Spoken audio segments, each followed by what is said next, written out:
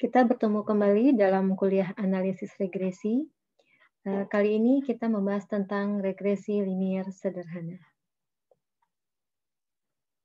Model regresi linier sederhana berarti kita bekerja dengan 1X dan 1Y sudah pasti.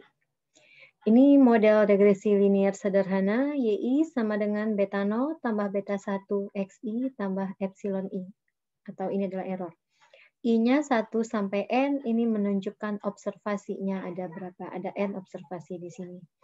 YI ini adalah nilai dari variabel dependen pada observasi ke I. Sedangkan beta 0 dan beta 1 itu adalah parameter model. Error I merupakan komponen error. Epsilon ini merupakan pengaruh variabel bebas lain selain variabel X. Pengaruh variabel bebas lain terhadap Y selain dari variabel X. XI adalah nilai variabel bebas X pada observasi ke I, dan tadi N menyatakan banyaknya observasi atau banyaknya sampel.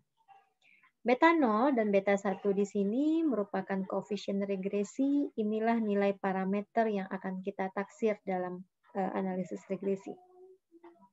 Beta 0 ini merupakan intercept, sedangkan beta 1 merupakan slope atau gradien garis regresinya nanti. Nah, beta 1 ini menyatakan rata-rata perubahan nilai Y untuk setiap kenaikan satu satuan dari X. Nah, kita lihat beberapa asumsi dalam analisis regresi. YI yang merupakan variabel tak bebas atau dependent variable disebut juga dengan variabel respon, itu merupakan variabel acak. Dia bersifat stokastik. Sedangkan XI yang merupakan variabel bebas atau independent variable atau variabel prediktor atau variabel penjelas, banyak sinonimnya, itu bersifat fix atau non-stokastik. Jadi dia bukan variabel acak. Nah, untuk error, kita punya ekspektasi error I itu bernilai 0, ekspektasi error I dan error J atau ekspektasi error I kuadrat untuk I sama dengan J itu sama dengan sigma kuadrat, dia konstan. Ini disebut dengan asumsi homoskedastis.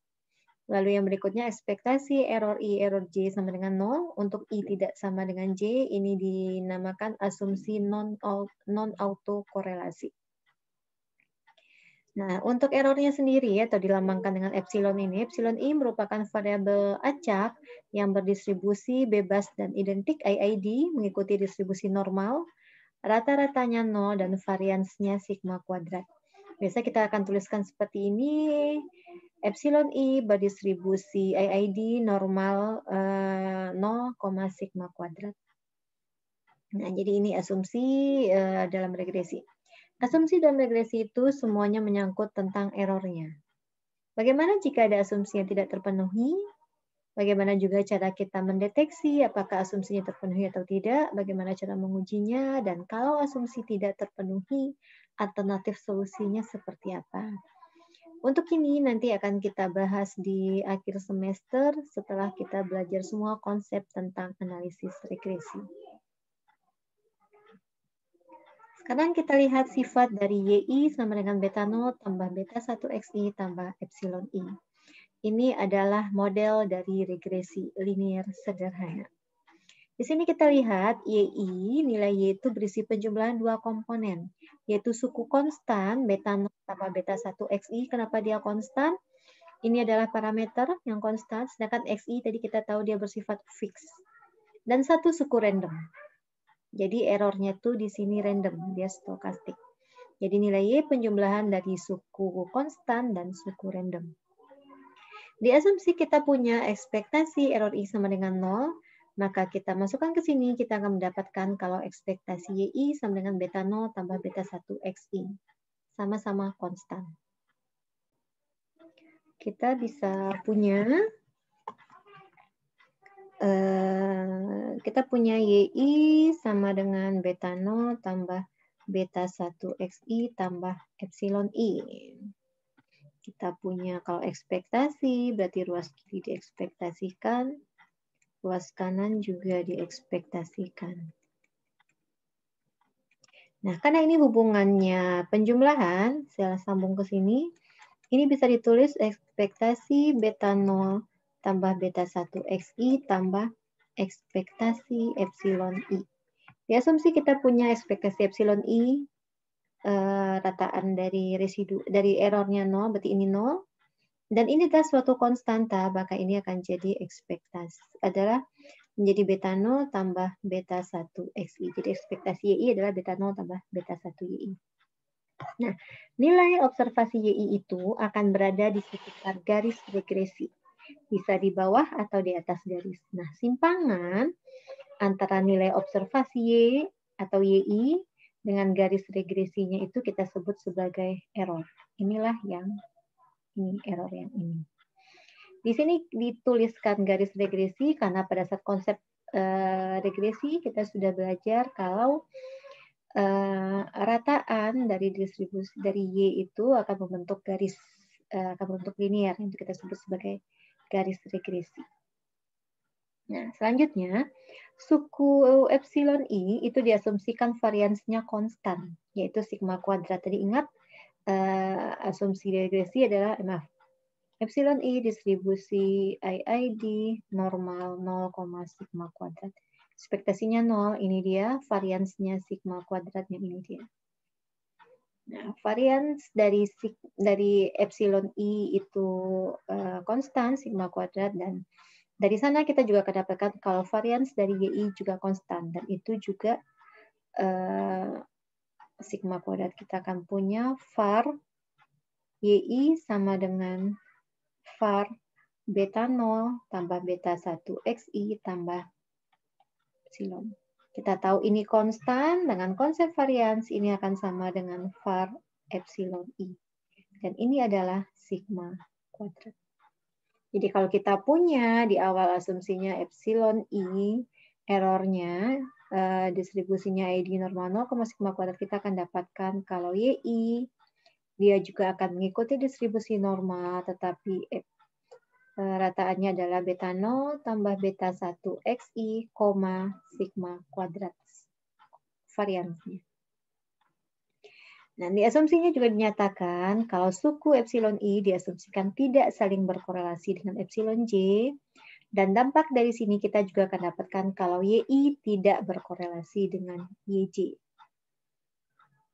Nah, dengan demikian, YI berasal dari suatu distribusi peluang dengan rata-ratanya beta 0 tambah beta 1 XI dan variansnya sigma kuadrat. Yang ini. Nah, selanjutnya kita lihat, tadi dikatakan di model regresi kita punya YI sama dengan beta 0 tambah beta 1 XI tambah epsilon I. Ini acak, random, dampaknya ini juga akan acak. Ininya konstan dan ini adalah parameter, dia juga di sini fix. Jadi yang kita tidak tahu itu adalah ini ada di data, ini ada di data, ini sesuatu yang akan kita taksir. Makanya di regresi yang kita lakukan adalah kita melakukan pendugaan atau estimasi parameter. Nah, bagaimana menduga nilai beta 0 dan beta 1? Itu kita lihat caranya. Ada beberapa metode estimasi pada regresi linier yang bisa kita kerjakan. Pertama, kita bisa menduga dengan metode maksimum likelihood. Yang kedua, dengan metode least square, kuadrat terkecil. Untuk least square akan ada dua metode, bisa ordinary least square dan generalized least square. Nah, yang akan banyak kita bahas di sini adalah ordinary least square. Ini butuh banyak asumsi. Nah, pada saat ada asumsi yang tidak terpenuhi, jalan pintu daruratnya bisa menggunakan GLS. Nah, nanti bedanya kita lihat di least square dan maximum likelihood. Kalau di least square, sesuai dengan namanya metode kuadrat terkecil, prinsip yang kita gunakan adalah kita akan meminimumkan jumlah kuadratnya. Nah, kalau di maksimum, kita akan memaksimumkan kemungkinan suatu sampel berasal dari distribusi yang mana. Nah, kalau di sini non-distribusi, tapi kalau di sini kita perlu tahu distribusi datanya seperti apa, baru kita bisa menggunakan maksimum likelihood.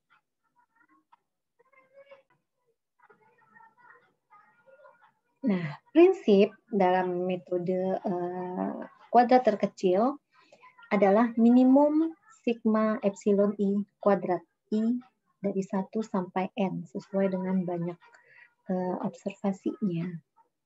Kenapa kita menggunakannya di sini yang diminimumkan itu jumlah kuadratnya? Karena nilai error itu bisa positif, bisa negatif. Tadi kita lihat di sifat model regresi, nilai observasi YI akan ada di atas atau di bawah garis regresi.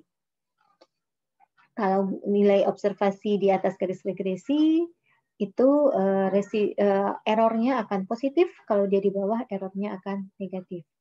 Nah, kalau seperti itu, berarti kan nilai error positif dan negatif. Kalau kita hanya menggunakan melihat sigma epsilon i, nilai error yang positif dan negatif itu bisa saling meniadakan. Bisa saja kita lihat nilai errornya sama dengan 0, ternyata bukan berarti bukan berarti observasi kita ada di garis regresi, tetapi hanya satunya positif, satunya negatif dengan nilai yang sama.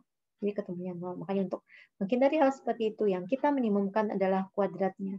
Jadi pada saat kita punya nilai error besar, kita tahu kalau ternyata memang nilai observasi kita jauh dari garis regresinya. Nah, pada model regresi linier sederhana, dengan asumsi yang disampaikan tadi, kita akan menggunakan metode OLS untuk mengestimasi nilai parameter model beta 0 dan beta 1. Nanti bermula dari model regresi yang tadi, kita akan operasikan, kita akan dapatkan nanti nilai beta 1, taksiran beta 1-nya seperti ini. Jadi yang kita taksir beta 0 dan beta 1, beta 0 kita taksir dan kita notasikan dengan beta 0 cap atau B0. Sedangkan beta 1 itu kita taksir dan kita notasikan dengan beta 1 cap atau B1. Beta 1 cap akan kita hitung dengan rumus yang seperti ini. Pembilangnya itu kita beri nama SXY. Penyebutnya kita beri nama SXX. Ini kan ada X, ada ini, sekarang ini hanya X-nya. Bisa dihitung dengan rumus yang seperti ini. Nah, nanti sudah dapat beta 1 cap. Beta 1 cap itu kita gunakan untuk menghitung beta 0 cap. Y bar dikurangi beta 1 cap kali X bar. Ini adalah rata-rata nilai Y, rata-rata nilai X. Nah, selanjutnya sudah dapat nilai beta 0 dan beta 1 taksirannya, kita akan gunakan nilai taksiran tersebut untuk memprediksi atau mengestimasi nilai Y untuk suatu nilai X yang diketahui. Jadi kita akan punya YI cap sama dengan beta 0 cap tambah beta 1 cap kali XI. Ini adalah persamaan garis fit-nya. Kurva regresinya fit dari garis regresi. Jadi ini salah satu fungsi regresi adalah untuk mengestimasi, ya kita bisa mengestimasi nilai X berdasarkan, kita bisa mengestimasi nilai Y untuk suatu X tertentu berdasarkan nilai taksiran untuk beta 0 dan taksiran untuk beta 1.